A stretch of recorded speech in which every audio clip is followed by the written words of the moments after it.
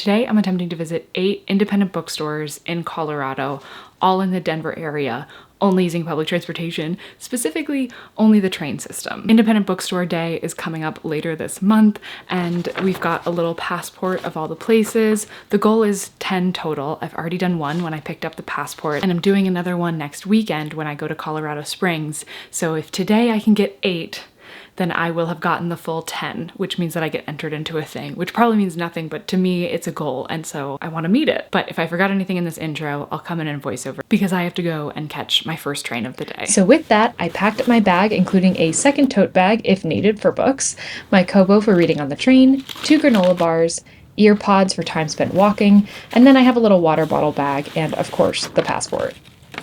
Now let's take a look at the map. There are the 8 bookstores I am planning on getting to today that I think are walkable from their nearest station. My biggest obstacle is going to be timing things correctly for when the bookstores are open. The first bookstore of the day is an easy choice since it opens the earliest at 9 a.m. It is currently just before 8 a.m. and let's check in with me heading to my first train into Union Station. And yeah, that's me missing it. So I popped into a little coffee shop and grabbed some breakfast and a coffee. Well, I missed the train. But at least I have food now.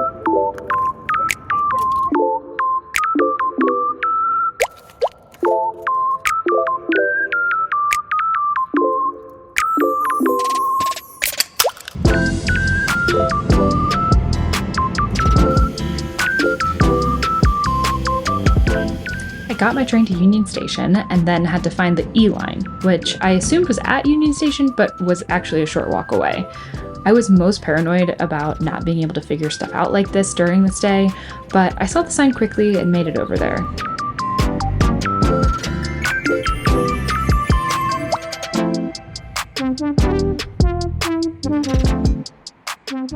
Even though this train station was kind of like under the road and therefore very loud, it was so nice, like walking up and into the sunshine.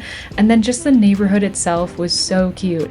And oh my gosh, the outside of this bookstore, so this is a children's bookstore, although they did have some adult books as well. And just like the outside was so cute. The inside too, but I really loved the string lights on the outside. Okay, so I feel like it's really loud here, but hopefully this microphone is making that okay. I've got about 5 minutes to my next train. I've made it to one bookstore. I've missed one train so far. If I'd gotten there any earlier though, I don't think they would have been open. So I think I'm making pretty good time. I think I'll get to the next place shortly after opening. I think like maybe I can actually do this. I'm not gonna lie to you, I really didn't think I was gonna be able to do this earlier today. But I think I might. I think I might just go ahead and do it. Also, I have my support system, Jill, on my Instagram, cheering me on because I'm posting in my stories while I do this. And honestly, that's all I need. Thank you, Jill.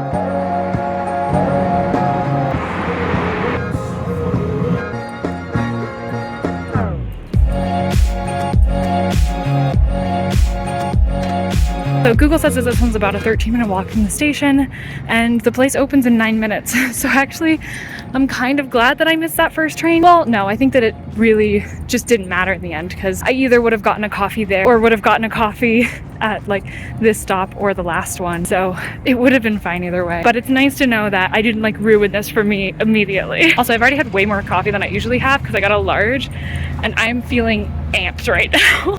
The walk between this station and the next bookstore wasn't great, but it also wasn't too long of a walk, so I didn't mind that much. And the bookstore was so nice, just tons of shelves packed with books. The woman working there was really lovely, and I ended up getting one book here, which I will talk more about later.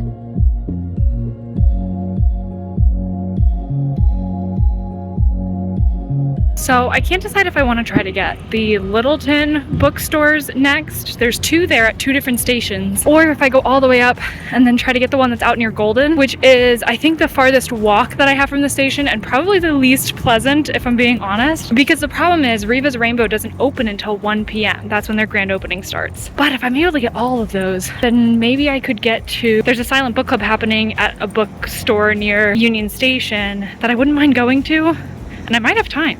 Okay, let me better explain what I was thinking here. So basically, this is me right now. and I am heading this way. And here I was debating whether I should take the D line south down to the Littleton area to hit up Spell Books and Tattered Cover, or if I should go west on the W line and head to Whale's Tail, which is the furthest bookstore from the actual stop. This is because Rainbow Rivas, which is one of the 2 bookstores on the same stop, is actually doing its grand opening the day that I'm doing this, and that goes from 1 to 8. Additionally, there's a silent book club that's happening at Matter that goes from 1 to 3. This is something that I was considering going to, but wasn't totally for sure. And now that things are going so well, I'm starting to think that maybe this is something that I can make it to. So the question now is, what bookstores can I go to before 1 o'clock in order to make the silent book club an actual possibility?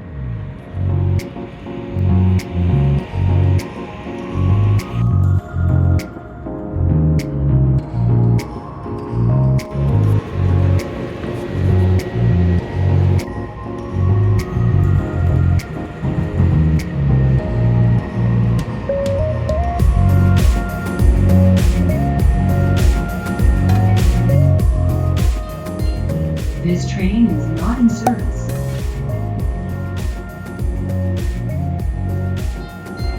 This is the end of the line. All passengers must now leave the train with all their personal belongings. Thank you for riding RTD Light Rail.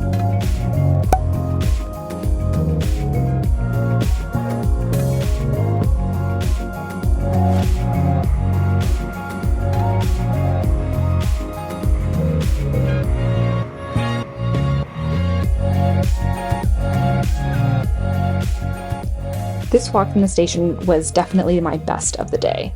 I went through a little park and then down the main street, and I loved this bookstore so much.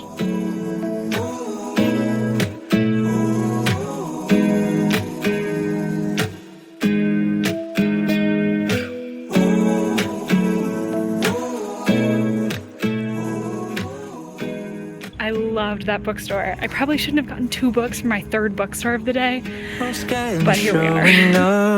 I'll miss the regular weekends. Don't tell me way too much. I never know if you mean it. Okay, I've officially made it to the furthest south I'll be going today, which is Mineral Station, and I'm going to the Tattered Cover, which I've been to 2 locations of already, one at Union Station and one in the airport, both of which I loved. Both times I bought something, and I think that this location's bigger than both of those, so I'm very excited about this.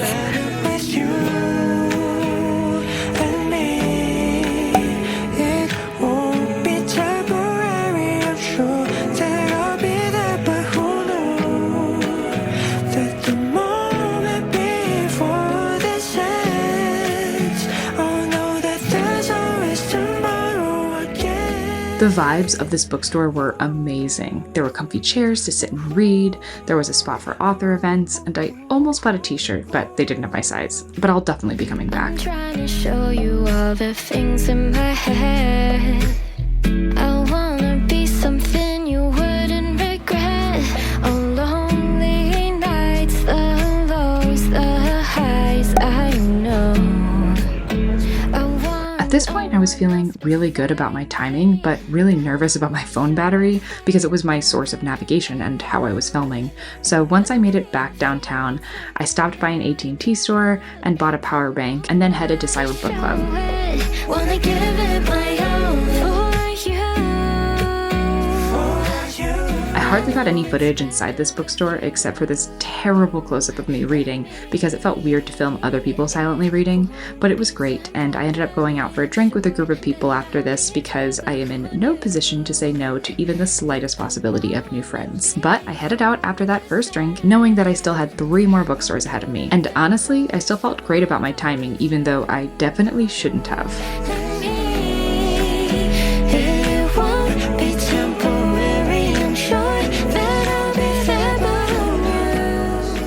This was the absolute worst walk of the day. The station was next to the highway that the bookstore was on the other side of eventually, but I had to walk down the sidewalk for so long, and then when it came to the actual road, it was just a bunch of traffic lights, and then I had to walk through several parking lots, and once I realized that this bookstore was inside of a shopping mall, I had to find the actual entrance. Overall, this was a pretty miserable 35 to 40 minute walk. It definitely should not have been included in my plans today.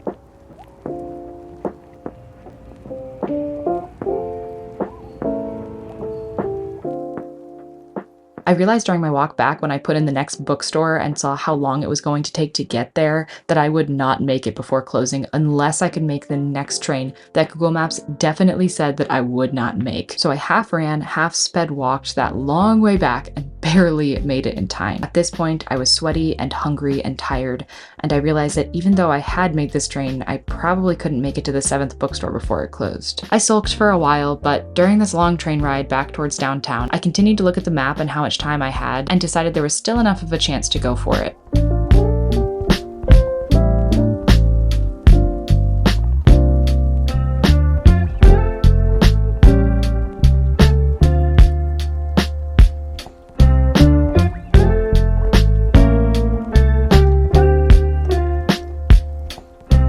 I made it to Petals and Pages just before they closed, and then had plenty of time to make it over to Rainbow Riva's grand opening before it was over at 8. It was inside of a collective building, and I only took pictures of Rainbow Riva's because I felt weird filming all the people there. But I got to talk to Riva, and she was really lovely.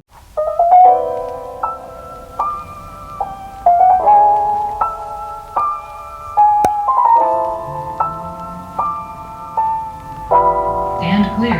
The doors are closing.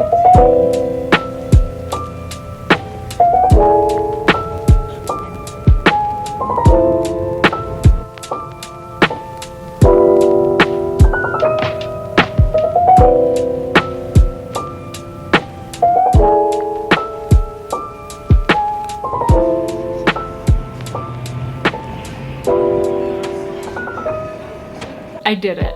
I went to all 8 bookstores. I honestly cannot believe that I did that. There was a real period in the middle there, especially after the silent book club and like getting a drink with other people, and they were like continuing to hang out. I was the first one to be like, all right, I'm gonna head out, just because like I knew I was doing this thing and I needed to get back to it in order to be able to like go to the last 3 bookstores. I didn't realize how much I needed to leave like right when I left, otherwise I definitely wouldn't have made it. If I were to do this again, I would not include the Whale Tales bookstore. The people there were super nice, and I'm sure the bookstore was lovely. I barely saw any of it because I knew I had to turn right back around and head back. But also just like that walk in general, like that's not a place that's meant to be walked. So yeah, if I were to do this again, I would not include that one. I would just include the bus and like go to other places that are accessible by bus. But I wanted to sit down and talk through the books that I ended up getting for this as a way to kind of close out this video. So the first book that I picked up was Rebecca by Daphne du Maurier,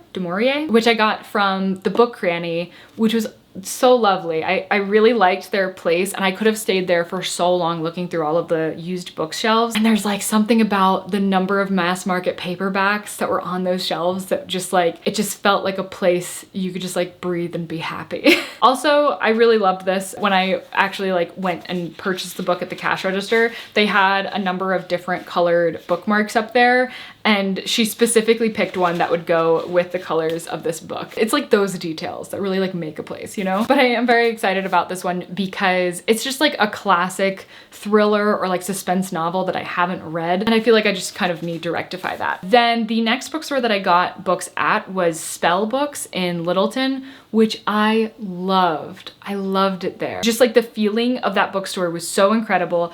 The guy that was working there was super nice. I believe it was like one of his first days working there, but he was very clearly super knowledgeable about books. He complimented my book taste, so that was really nice. So one of the books that I got was The Only Good Indians by Stephen Graham Jones. I don't actually remember what this is about. I just know that it's been on my like wish list forever, but it's been on there for so long that I don't remember why. I know this is a horror book, a tale of revenge, cultural identity, and the cost of breaking from tradition in this latest novel from the Jordan Peele of horror literature. Stephen Graham Jones. Oh my gosh, they compared him to Jordan Peele. It's gotta be good. And then I have A Little Devil in America by Hanif Abdurraqib. Don't quote me on that.